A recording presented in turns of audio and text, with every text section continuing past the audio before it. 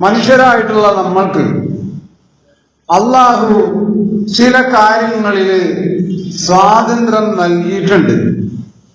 എന്ന് പറഞ്ഞാൽ നമുക്ക് ഒരു കാര്യം ചെയ്യാതിരിക്കാം, നമ്മുടെ ഇഷ്ടം.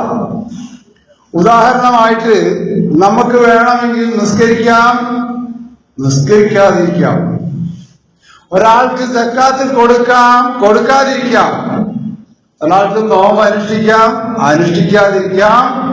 അള്ളാഹുവിനെ ഭയപ്പെട്ട് ജീവിക്കാം, നിഷേധിച്ച് ജീവിക്കാം. ഇതൊക്കെ മനുഷ്യന് അള്ളാഹു നൽകിയിട്ടുള്ള സ്വാതന്ത്ര്യങ്ങളാണ്.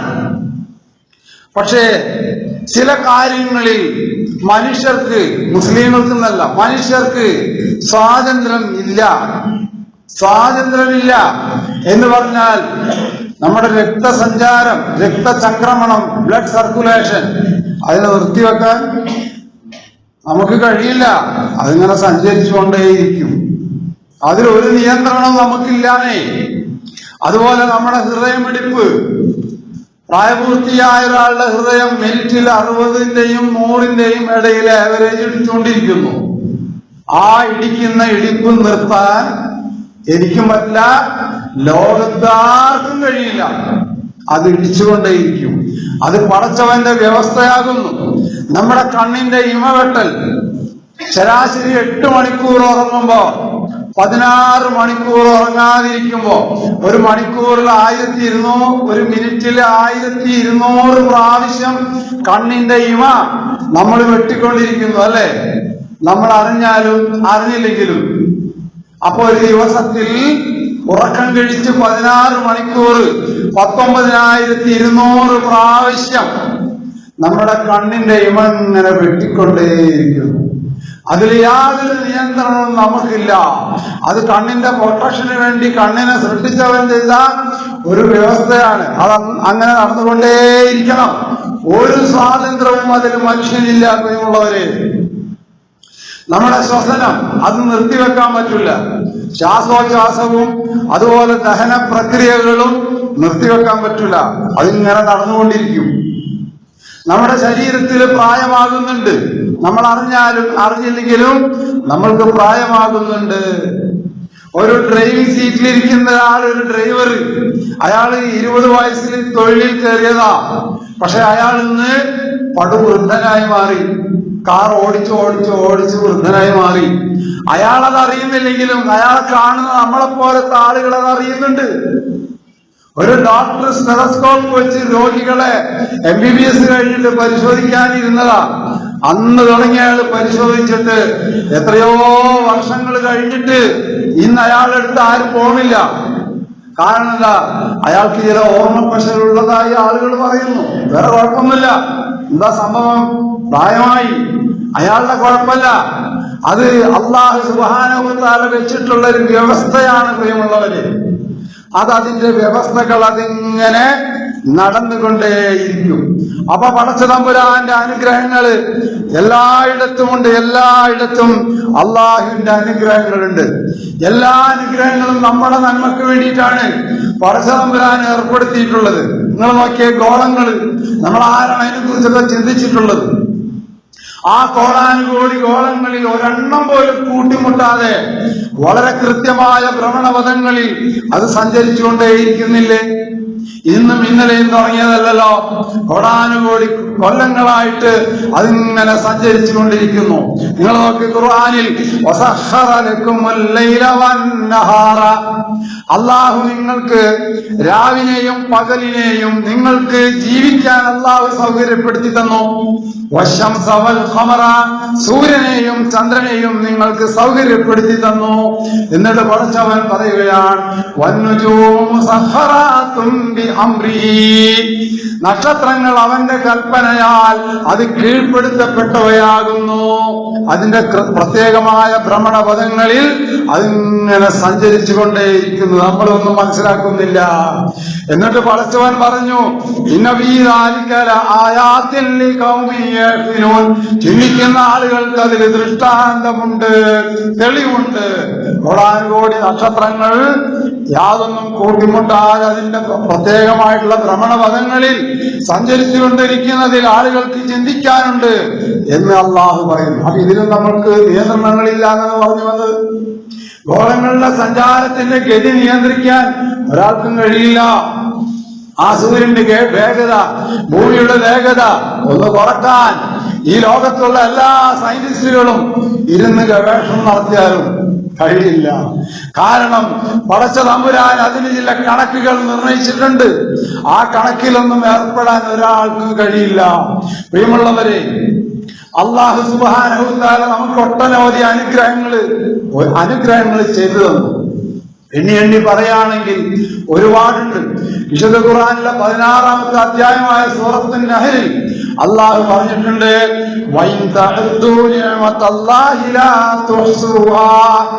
അള്ളാഹു നിങ്ങൾക്ക് നൽകിയ അനുഗ്രഹങ്ങളെ എണ്ണി തിട്ടപ്പെടുത്താൻ മനുഷ്യരെ നിങ്ങൾക്ക് സാധ്യമല്ല. അത്രമാത്രം അനുഗ്രഹങ്ങൾ അള്ളാഹു നമുക്ക് നൽകിയിട്ടുണ്ട്.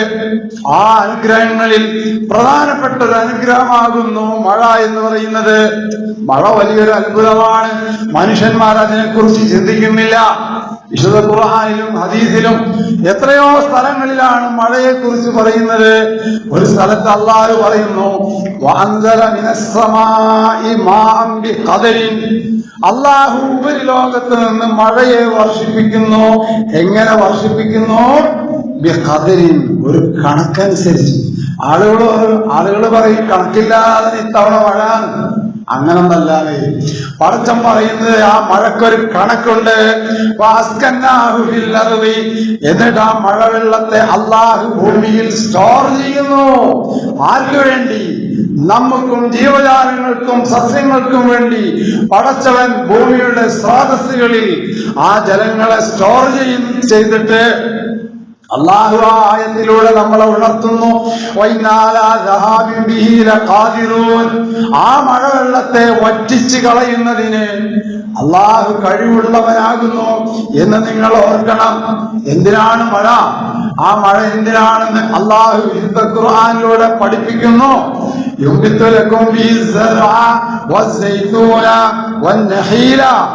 ഈത്തപ്പനയും അതുപോലെ ഒലീവും മറ്റു കൃഷികളും മുളപ്പിക്കാൻ, വലഅനാവ് മുന്തിരിവള്ളിയും മുളപ്പിക്കാൻ,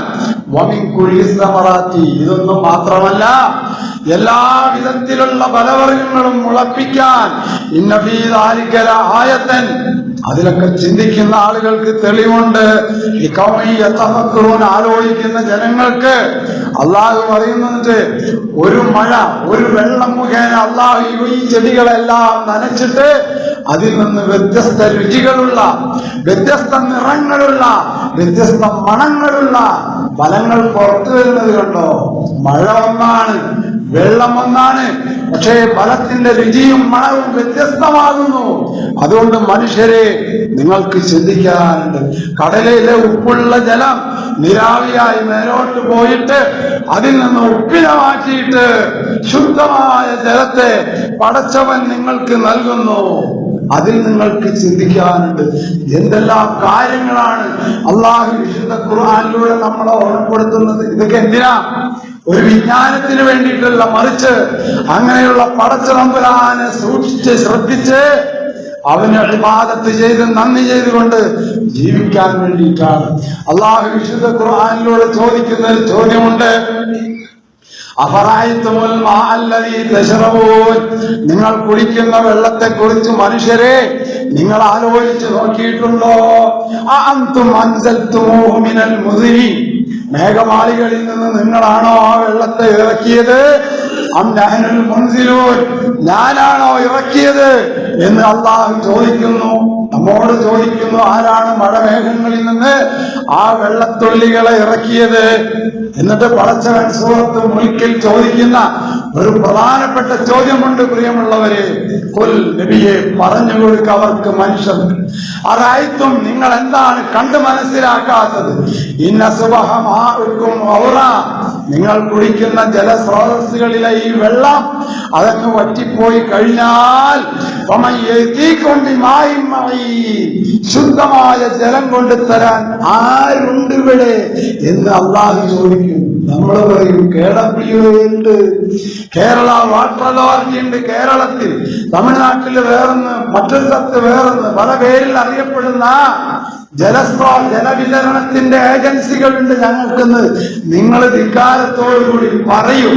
പക്ഷേ ആ ഏജൻസികൾക്ക് വെള്ളം അടിച്ച് നിങ്ങളുടെ വീട്ടിലേക്ക് തരണമെങ്കിൽ ജലാശയങ്ങളിൽ വെള്ളം വേണം.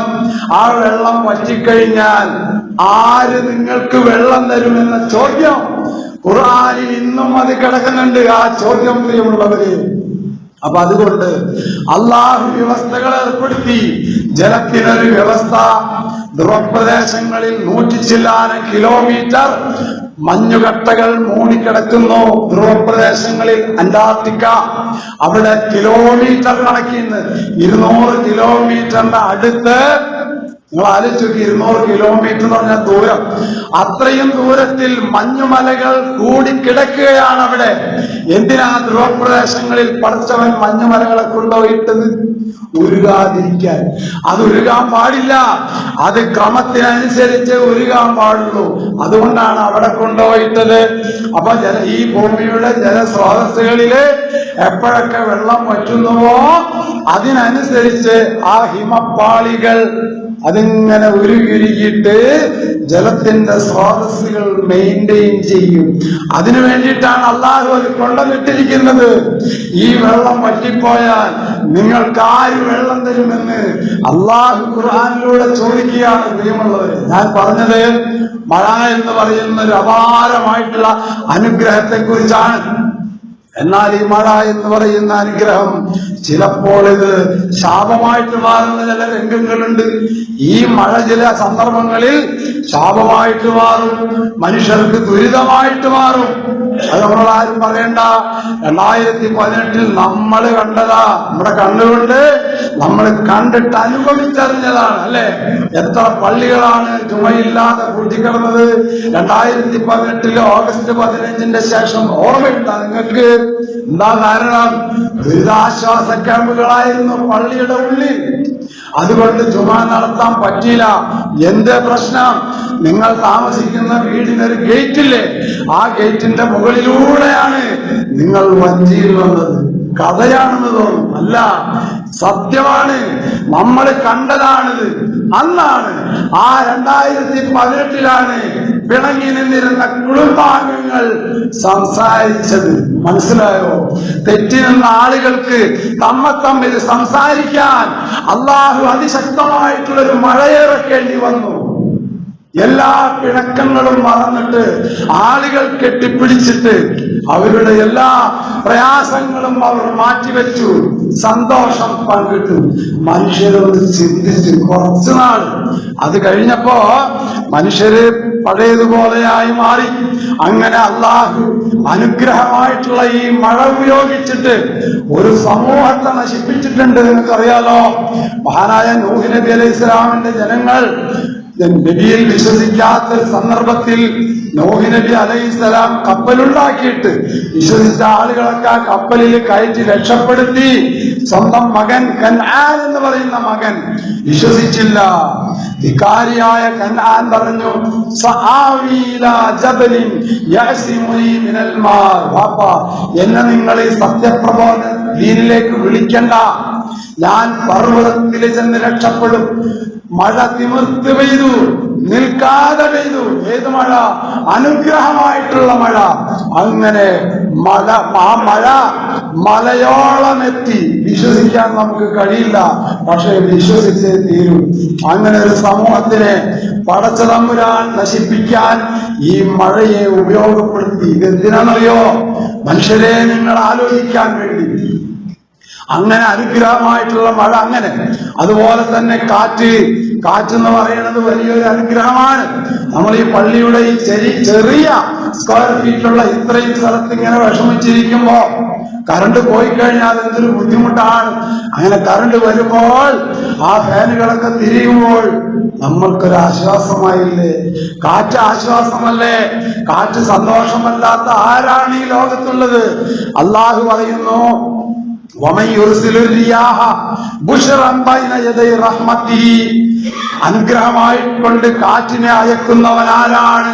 ശാസ്ത്രജ്ഞനാണോ കാറ്റിനെ അയക്കുന്നത്? അത് ചോദിക്കാണ്. അല്ല, അള്ളാഹുവിന്റെ റഹ്മത്താകുന്നു കാറ്റ്. ആ കാറ്റ് കൊണ്ടുള്ള ഗുണങ്ങൾ അനവധിയാണ്. ഒരുപാട് ഗുണങ്ങൾ. കരയെ തണുപ്പിക്കുന്നു, മനുഷ്യർക്ക് സുഖം നൽകുന്നു മാത്രമല്ല, പൂക്കളുടെ പരാഗണത്തിന് പോലും കാറ്റ് സഹായിക്കുന്നു എന്ന് ഖുർആനിലുണ്ട്. ആളുകൾ കളിയാക്കും ഇതൊക്കെ ഖുർആനിലുണ്ടെന്ന് പറയുമ്പോ. ഉള്ളതില്ല എന്ന് പറയാൻ പറ്റുമോ? അള്ളാഹു ഖുർആനിലൂടെ പറയാണ്, അള്ളാഹു കാറ്റുകളെ അയച്ചു, ലവാക്കിഹ പരാഗണത്തിന് സഹായിക്കുന്ന വിധത്തിൽ എന്നാണ് അതിന്റെ അർത്ഥം. അങ്ങനെ അള്ളാഹു മഴയെയും അയച്ചു. അപ്പൊ കാറ്റും മഴയും വിശുദ്ധ ഖുർആനിൽ പല സ്ഥലത്തും ഒരുമിച്ച് പറഞ്ഞത് കാറ്റ് വരുമ്പോൾ ആളുകൾക്കൊരു സന്തോഷമുണ്ടാകും എന്നതുകൊണ്ടാണ്. അങ്ങനെ അനുഗ്രഹമായിട്ടുള്ള ഈ പറഞ്ഞ കാറ്റുണ്ടല്ലോ, ആ കാറ്റിനെ അള്ളാഹു ചില സമൂഹങ്ങളെ നശിപ്പിക്കാൻ വേണ്ടിയിട്ട് ഈ കാറ്റിനെയാണ് തെരഞ്ഞെടുത്തത്. ആദ്യം പറയുന്ന ഒരു സമൂഹമുണ്ടായിരുന്നു ഭൂമിയിൽ. അള്ളാഹു പറയുന്നു, ആ ആദ് സമൂഹം ധിക്കാരത്തോടുകൂടി സംസാരിച്ചു. എന്നിട്ട് അവരിങ്ങനെ ചോദിക്കും, ആളുകളെ കാണുമ്പോ, ഞങ്ങളെക്കാൾ ശക്തിയുള്ളവർ ആരുണ്ടടാ ഇവിടെ എന്ന അഹങ്കാരത്തോട് കൂടിയിട്ട് അവര് ചോദിച്ചിട്ട് പടച്ചവന്റെ അനുഗ്രഹങ്ങളെ നിഷേധിച്ച് നടന്നിരുന്ന ആദെന്ന് പറയുന്ന ഒരു സമൂഹത്തിനെ അള്ളാഹു നശിപ്പിച്ചത് എങ്ങനെയാണെന്ന് അറിയാമോ? അർസൽനാ അലൈഹിം റീഹൻ സർസറൻ, അടിച്ചു വീശുന്ന കാറ്റിനെ അള്ളാഹു അവർക്ക് മീതെ അയച്ചിട്ട് അള്ളാഹു അവരെ നശിപ്പിച്ചു. എന്നിട്ട് റസൂലുള്ളാഹിക്ക് പറഞ്ഞു കൊടുക്കാണ്, ആ ആളുകൾ അങ്ങനെ ബോധമറ്റ് കിടക്കുന്നത് നിനക്ക് കാണാം. എങ്ങനെന്നറിയോ അവർ കിടക്കുന്നത്? ഈത്തപ്പനില് ആ ഈത്തപ്പനകൾ കടപുഴകി വീണ് കിടക്കുന്ന പോലെ കരുത്തന്മാരായ ആളുകൾ പടച്ചവന്റെ ഈ കാറ്റിൽ വീണ് കിടക്കുന്നത് നിനക്ക് കാണാം. അനുഗ്രഹമായ കാറ്റിനെ അല്ലാഹു സുബ്ഹാനഹു വ തആല ഒരു സമൂഹത്തെ നശിപ്പിക്കാൻ വേണ്ടിയിട്ട് ഉപയോഗിച്ചതാണ് വിശുദ്ധ ഖുർആൻ അവിടെ പറഞ്ഞു തരുന്നത്. അതുപോലെ പ്രിയമുള്ള സഹോദരന്മാരെ, കടൽ അല്ലാഹു സുബ്ഹാനഹു വ തആല നമുക്ക് നൽകിയിട്ടുള്ള വലിയൊരു അനുഗ്രഹമാണ്. ആ കടലിലെ ഉൽപ്പന്നങ്ങൾ കൊണ്ട്, ജീവജാലങ്ങളെ കൊണ്ട്, മത്സ്യങ്ങൾ കൊണ്ട് ജീവൻ കഴിച്ചുകൂട്ടുന്ന, ജീവിതം കഴിച്ചുകൂട്ടുന്ന ലക്ഷോപലക്ഷം ആളുകൾ ഈ ലോകത്തുണ്ട്. കടല് കൊണ്ട് ജീവിക്കുന്ന ആളുകൾ, കടലിന്റെ മക്കൾ എന്നാണ് അവരെ കുറിച്ച് അറിയപ്പെടുന്നത്. അള്ളാഹു നൽകിയ അനുഗ്രഹമാണ് കടൽ എന്ന് പറയുന്നത്. അള്ളാഹു വിശുദ്ധ ഖുർആനിലൂടെ പറയുന്നു, കടലിനെ നിങ്ങൾക്ക് അവൻ അനുഗ്രഹമായി സൗകര്യപ്പെടുത്തി തന്നു. ആ കടലിൽ നിന്ന് പുതുമാംസം നിങ്ങൾ എടുത്തു തിന്നുന്നു. നിങ്ങൾ ധരിക്കുന്ന ആഭരണങ്ങൾ, അതിനു വേണ്ടുന്ന മുത്തുകൾ നിങ്ങൾ കടലിൽ നിന്ന് വാരിയെടുക്കുന്നു. ആ മുത്തുകൾ കൊണ്ട് ഉപജീവനം നടത്തുന്ന ഒരുപാട് ആളുകൾ കടൽ തീരത്ത് താമസിക്കുന്നുണ്ട്. സമുദ്രത്തിലെ തിരമാലകളെ ഭേദിച്ചുകൊണ്ട് കപ്പലുകൾ അങ്ങനെ യാത്ര ചെയ്തു പോകുന്നത് നിങ്ങൾ കണ്ടിട്ടില്ലേ? ഇതൊക്കെ എന്തിനാ? വലഅല്ലക്കും തശ്കുറൂൻ, മനുഷ്യരെ നിങ്ങൾ നന്ദി ചെയ്ത് ജീവിക്കാൻ വേണ്ടി. അപ്പൊ കടൽ എന്ന് പറയുന്നത് ഒരു ചെറിയ സംഭവമല്ല. ഈ കടലിൽ നിന്ന് മുത്തെടുക്കുന്നതിനെ കുറിച്ചും കടലിൽ നിന്ന് മത്സ്യമെടുക്കുന്നതിനെ കുറിച്ചുമൊക്കെ കളിയാക്കി പറഞ്ഞിട്ടുള്ള നിരീശ്വരവാദികളായ ആളുകളുണ്ട്. അവരൊരു കാര്യം മനസ്സിലാക്കണം. എന്താണെന്നറിയോ? ഓഷ്യോനോഗ്രഫി എന്ന് പറയുന്ന ഒരു സബ്ജക്റ്റ് ഉണ്ട് സയൻസില്. കടലിനെ കുറിച്ചുള്ള ശാസ്ത്രമാണത്. ആ ഓഷ്യോനോഗ്രഫി എന്ന് പറയുന്ന സബ്ജക്ട് പഠിച്ചാൽ തീരൂല. അവര് നിസ്സാരമായി കാണുന്ന ഈ കടലില്ലേ, ആ കടലിനെ കുറിച്ച് പഠിക്കുന്ന അതിലൊക്കെ PhD ഉള്ള വലിയൊരു വിഷയമാണ് ഓഷ്യോനോഗ്രഫി. അത്രയും വിപുലമായ സബ്ജക്ട് അല്ലാഹു സുബ്ഹാനഹു വ തആല ഒരുക്കി വെച്ചിരിക്കുന്നു. അങ്ങനെ കടൽ കൊണ്ട് കുറെ ആളുകൾ ജീവിക്കുന്നു. അപ്പൊ കടൽ അനുഗ്രഹമല്ലേ? ആണ്. പക്ഷേ ഈ കടൽ തന്നെ ആ കടലിൽ നിന്ന് മൊത്തം പവിഴവും എടുക്കുന്നത് നിങ്ങൾക്ക് പരിചയമുള്ള സൂറത്തുർ റഹ്മാനിലുണ്ട്. യഖ്റുജു മിൻഹുൽ ലുഅ്ലുഉ വൽ മർജാൻ. അതിൽ നിന്ന് മൊത്തം പവിഴവും നിങ്ങൾ എടുക്കുന്നു. വബി അയ്യി ആലാഇ റബ്ബികുമാ തുകദ്ദിബാൻ. അള്ളാഹുവിന്റെ ഏത് അനുഗ്രഹങ്ങളെയാണ് മനുഷ്യരെ നിങ്ങൾ നിഷേധിക്കുന്നത് എന്ന് അള്ളാഹു സൂറത്തുർ റഹ്മാനിൽ 31 പ്രാവശ്യം ആവർത്തിച്ച് ചോദിക്കുന്നുണ്ട്. അപ്പൊ അനുഗ്രഹമായിട്ടുള്ള ഈ കടല് ചില സമയത്ത് ഈ കടല് ദുരിതമായിട്ട് മാറും. നമ്മൾക്കും ജീവജാലങ്ങൾക്കും ദുരിതമായിട്ട് മാറും. ആ കടല് സുനാമി രൂപപ്പെടും. ചിലപ്പോഴും ശക്തമായ തിരമാലകളാൽ സമൂഹങ്ങൾ നശിപ്പിക്കപ്പെടും. കരകൾ അത് കാർന്നു തിന്നും. ഇതൊക്കെ നാശങ്ങളാണെന്ന് മാത്രമല്ല, അന്ത്യദിനത്തിന്റെ അടയാളമായി ഖുർആൻ ഒരുപാട് കാര്യങ്ങൾ പറഞ്ഞ കൂട്ടത്തിൽ അള്ളാഹു പറഞ്ഞിട്ടുണ്ട്. വൈദൽ ബിഹാർ സുജ്ജിറത്ത്. കടലുകൾക്ക് കത്ത് പിടിക്കുമ്പോൾ, കടലുകൾക്ക് അന്ത്യദിനത്തിൽ കത്തുപിടിക്കുമത്രേ. അന്ത്യദിനത്തിൽ മാത്രമല്ല, ആന്ധ്ര മുതലായ സ്ഥലങ്ങളിൽ ഏതാനും വർഷങ്ങൾക്ക് മുമ്പ് കടലിന് കത്തുപിടിക്കുകയുണ്ടായി. വെള്ളം നിറഞ്ഞ കടലിന് എങ്ങനെയാണ് കത്തുപിടിക്കുക എന്ന് കളിയാക്കിയ ആളുകൾക്ക് പടച്ചവൻ കാണിച്ചു കൊടുത്തു. നിങ്ങൾ ആന്ധ്രയിലേക്ക് നോക്ക്, അതിന്റെ കടൽ തീരത്തതാ കടലിൽ കത്തുപിടിക്കുന്നു. അതാണ് വൈദൽ ബിഹാർ സുജ്ജിറത്ത്. കടലിന് കത്തുപിടിക്കുമ്പോൾ വിശുദ്ധ ഖുർആൻ പറഞ്ഞിട്ടുള്ള ഇത്തരം കാര്യങ്ങള് ഒരാൾക്കും അതൊന്നും നിഷേധിക്കാൻ പറ്റൂല. അത്തരം മണ്ടത്തരങ്ങളൊന്നും ഖുർആനിൽ പറയില്ല. വീണ്ടും ഖുർആൻ പറഞ്ഞു വൈദൽ ബിഹാറുൽ ഫുജ്ജിറത്ത്. കടലുകൾ കരകവിഞ്ഞൊഴുകുമ്പോൾ, കടലുകൾ കരകവിഞ്ഞൊഴുകുമ്പോൾ. പ്രിയമുള്ളവരെ, കടലിനെ കുറിച്ചുള്ള പഠനത്തിൽ പറയുന്നത് കടലിന്റെ ഭൂരിഭാഗം അതിങ്ങനെ കൊല്ലന്തോറും ഉയർന്നുയർന്ന് വരികയാണ്. ഏതാനും വർഷങ്ങൾ കഴിഞ്ഞാൽ അത് ഈ കരയെ കാർന്നു തിന്നുമെന്നാണ് വിവരമുള്ള ആളുകൾ പറയുന്നത്. അപ്പൊ ഇങ്ങനെ അള്ളാഹു ഈ കടലിനെ കുറിച്ച് നമുക്ക് മുന്നറിയിപ്പ് നൽകുന്നുണ്ട്.